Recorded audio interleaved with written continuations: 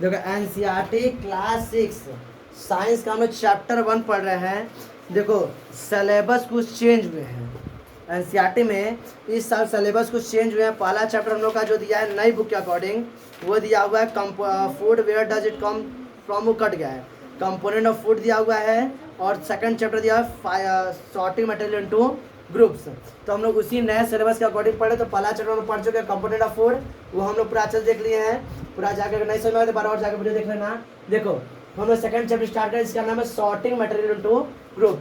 Sorting मतलब होता है अलग अलग बांटना, ग्रुप में क्या करना, बांटना, अलग अलग ऑब्जेक्ट क्या करना, अलग अलग ग्रुप में डिवाइड करना। तो वही हम लोग चैप्टर पढ़ेंगे तो सबसे पहले समझते हैं। देखो होता क्या है, हम लोग अपने आसपास अगर सारी चीज़ों को देखें, अपने आसपास देखें तो हमको ढेर सारे अलग अलग ऑब्जेक्ट दिखाई देंगे जो क्या होते हैं एक दूसरे से हर क्षेत्र में क्या होंगे, अलग होंगे। बात समझ रहा है। इफ वी सी, क्या बताओगे इंट्रोडक्शन वगैरह, if we see around us then we can notice that vast variety of object around us. यानी हम लोग जब अपने आसपास देखेंगे तो हम लोग को अपने आसपास ढेर सारे, बहुत ही ढेर सारी चीज़ें दिखाई देंगी जो एक दूसरे से क्या होंगी, एकदम अलग अलग होंगी। जैसे फॉर एग्जाम्पल से हम लोग बाहर निकले तो लोग बस देखेंगे, कार देखेंगे, साइकिल देखेंगे, पेड़ पौधे देखेंगे, घर देखेंगे, बिल्डिंग्स देखेंगे, खंबे देखेंगे। तो ये सभी क्या है, वस्तुएं, ऑब्जेक्ट है। क्या है, ऑब्जेक्ट है। और ये सभी क्या है, एक दूसरे से एकदम क्या है, अलग है। बात सुना रहा है। तो वही हम लोग का इंट्रोडक्शन है। इंट्रोडक्शन में ये समझा, क्या बताओगे, if we see around us then we can notice a vast variety of the object around us. यानी हम लोग के चारों क्या होते हैं, अलग अलग प्रकार की चीजें, बहुत सी अलग अलग चीजें हैं। जैसे अगर यहाँ की बात की जाए तो यहाँ पे ढेर सारे अलग चीजें, टेबल है, चेयर है, ये बेंच है, ये हमारा ग्रीन बोर्ड है, ये हमारा क्या चौक है, डस्टर, ये सब क्या है, सारी चीजें क्या है, एक दूसरे से भिन्न भिन्न यानी अलग अलग हैं। ढेर सारी चीजें हैं, क्या है, ढेर सारी। बात सुना रहा है। अब आगे देखो, देखो एग्जाम्पल में लिख लियो। देखो all this object have a different shapes, colour and uses. ये सभी ऑब्जेक्ट जो है ये क्या होते हैं, इनका कलर अलग है, शेप अलग है, इनका यूज भी क्या है, अलग है। बात सुना रहा है। जितनी भी चीजें हम लोग अपने आसपास देख रहे हैं ये सारी चीजें क्या है, एक दूसरे से हर क्षेत्र में अलग है। इनका शेप अलग है, इनके कलर्स भी अलग है और इनका यूज भी अलग है। बात सुना रहा है। तो ये सभी क्या इस तरह से हम लोग क्या है, अलग अलग हैं। अब देखो ऑल्दो, जबकि although this object have some similarity, लेकिन इसके बावजूद भी ये ऑब्जेक्ट क्या है, जितने भी ऑब्जेक्ट हैं, कुछ कुछ ऑब्जेक्ट क्या होते हैं, इनमें कुछ ना कुछ समानता है, सिमिलरिटीज पाई जाती हैं। फॉर एग्जांपल जैसे टेबल हो गया और चेयर हो गया, इन दोनों में क्या समानता है, इस पर भी बैठते हैं और इस पर भी बैठते हैं। बात सुना रहा है। तो कुछ कुछ ऑब्जेक्ट क्या होते हैं, भले एक दूसरे से भिन्न है, लेकिन कभी कभी क्या होता है, दो अलग अलग प्रकार के वस्तुओं में यानी ऑब्जेक्ट में कुछ ना कुछ सिमिलरिटीज पाई जाती है। बात सुना रहे। देखो ध्यान से, जो हम समझे कहाँ से स्टार्ट करें।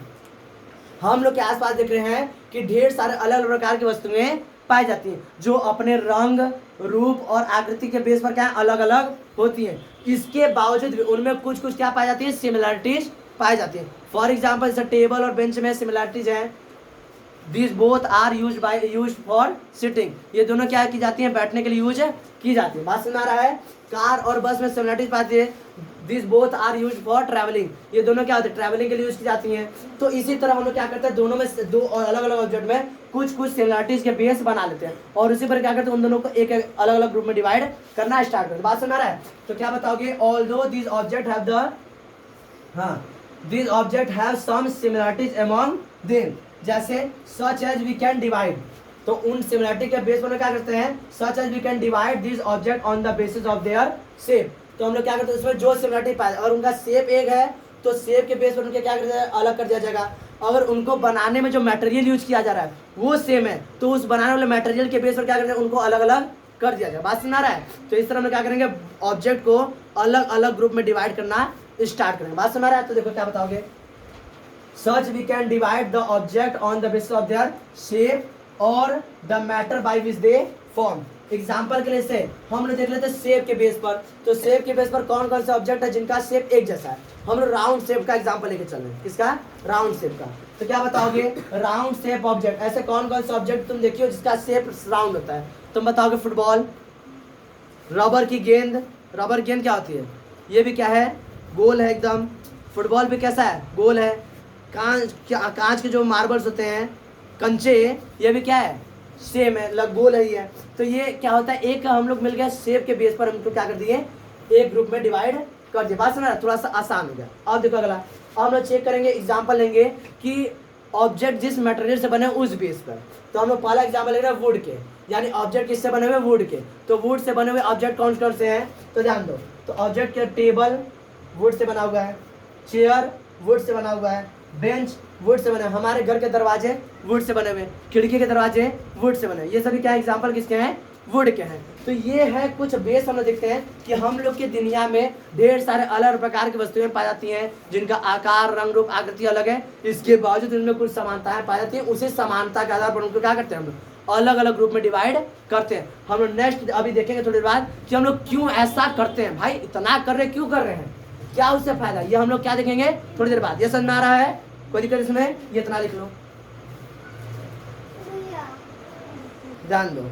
तो ऑब्जेक्ट को हम लोग शेप के बेस पे क्या किए, सेपरेट किए हैं, और क्या किए, हम उस मटेरियल के बेस पर शेप किए, सेपरेट किए जिससे वह बना हुआ है। ये हम दो बस एग्जांपल लिखे। यहाँ पर और भी कई तरीके हैं जिस बेस पर हम लोग क्या करते हैं, ऑब्जेक्ट को सेपरेट सेपरेट अलग अलग ग्रुप में हम लोग क्या करते हैं, डिवाइड कर सकते हैं। तो वही समझेंगे कि there are many ways to separate the object on its common base, यानी यहाँ पर कई हमारे पास क्या है, कॉमन बेस मिलेंगे जिस बेस को हम लोग क्या करते हैं, ऑब्जेक्ट को अलग अलग ग्रुप में क्या करते हैं, डिवाइड कर सकते हैं। एग्जाम्पल हम लोग बस दो देखे, on the base of their shape, तो हम राउंड शेप लेकर एग्जाम्पल लेके चले, on the base of material which from which they are form, तो हम लोग वुड का एग्जाम्पल लेकर चले। और भी कई बेस है जिस पर क्या करते हैं, ऑब्जेक्ट को हम लोग क्या करते हैं, सेपरेट कर सकते हैं। अब देखो समस्या ये है कि हम लोग ऑब्जेक्ट को सेपरेट क्यों करते हैं, क्या कारण है, क्या जरूरत है सेपरेट करने का, क्या उससे क्या कुछ फायदा हो रहा है, सेपरेट करने से क्या फायदा हो रहा है, वही हम लोग समझेंगे कि सेपरेट करने से क्या हम लोग को फायदा हो रहा है। कुछ ना कुछ हो रहा है, तभी ना इतना मेहनत कर रहे हम लोग क्यों कर रहे हैं,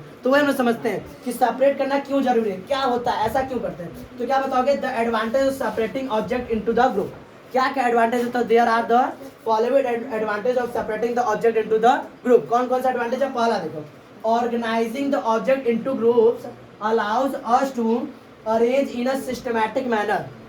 क्या होता है, अगर हम लोग दो अलग अलग ऑब्जेक्ट को, ढेर सारे ऑब्जेक्ट को किसी न किसी बेस पर एक क्या करते हैं, ऑर्गेनाइज कर देते हैं, क्या करते हैं, ऑर्गेनाइज, तो उनसे वो क्या होते हैं, एक सिस्टमैटिक मैनर से बन जाते हैं। कैसे होते हैं, सिस्टमैटिक मैनर से। फॉर एग्जांपल जैसे तुम लोग बैग में रखते हो, तो क्या एक कई होते हैं कंपार्टमेंट होते हैं, एक ही कंपार्टमेंट बुक, कॉपी, किताब, रफ, फेयर कुल एक में रख देते हो, नहीं ना, अलग अलग रखते हो भाई। फिर क्या करोगे, रफ को ऊपर रखोगे, कॉपी को बीच वाले में, बुक को एकदम नीचे, ऐसे अलग अलग कंपार्टमेंट। इससे क्या तुम लोग को फायदा होता है, क्या निकाला, रफ तुरंत ऊपर वाला कंपार्टमेंट तुरंत निकाल लिए, क्या निकालना है, बुक तुरंत निकाले नीचे वाले से। घर में लोग कपड़े निकलते रखते तो इससे अलमारी में रखते हैं, ये कतरा फैला के रख दिए, लो ये है।